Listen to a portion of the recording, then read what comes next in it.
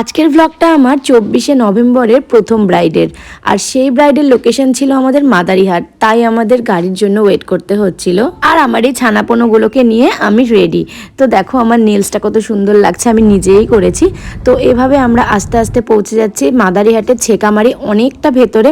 আর আমরা খুঁজে পাচ্ছিলাম না দেখে ব্রাইড দেখো নিজেই রাস্তাতে চলে এসছে।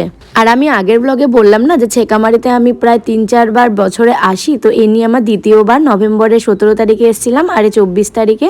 আর আমার না স্টুডিও বুকিং নেওয়াই হয় না, এত দূরে দূরে আমি সাজাতে আসি যে স্টুডিও বুকিং না নিয়ে আমাকে বাইরে বাইরে যেতে হয়। যাই হোক, আমার এটাও খুব ভালো লাগে। আর এই যে আমার মিষ্টি ব্রাইড মানুষই, ও আমাকে প্রায় 4-5 মাস আগে বুক করেছিল। তো চলো দেখা যাক ওকে কেমন লাগে দেখতে। আর আমি একদম সবসময় আমার সাথে রিং লাইটটা ক্যারি করি, কারণ কোথায় কার ঘরে কীরকম লাইট সেটা আমরা জানি না। আর এখানেও মানুষের বাড়িতে লাইটটা একটু কম ছিল, শুধু একমাত্র রিং লাইট দিয়ে আমি কাজ করেছি। আমি জানি না ভিডিওতে কতটা ভালো লাগছে। আর জানো তো আরও একটা কথা, আমরা অন্য অন্য বাড়িতে গেলে যেমন নট অ্যালাউড করে দিই, কেউ ঘরে ঢুকতে পারবে না যখন আমরা ব্রাইড সাজাই, কিন্তু জানো তো ছেকামারিতে গেলে এরকমটা হয় না, কখনোই হয় না। কারণ ওরা ঘরে আসবেই, আর আমাকে এই সবার ভিড়ের মাঝখানেই ব্রাইডদেরকে সাজাতে লাগে। এত বছর ধরে আমি ছেকামারিতে যাই, কিন্তু কোনোদিনও কেউ আমার কথা শুনলো না। তো যাই হোক, তোমরা বলো এই মিষ্টি মানুষীকে কেমন লাগছে দেখতে।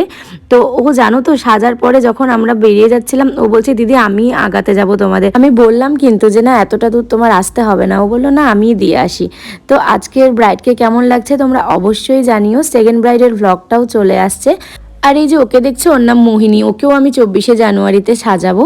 তো এই ছেকামারিতে আমার আবার আসতে হবে জানুয়ারি মাসে। আর রাস্তা থেকে অনেকটা ভেতরে আমি সাজাতে এসেছিলাম, আর যাওয়ার পথে এই যে ওদের নাচগুলো দেখতে পেয়েছি। তো এবার ওদেরকে টাটা করে চলে যাচ্ছি সেকেন্ড ব্রাইডের বাড়িতে।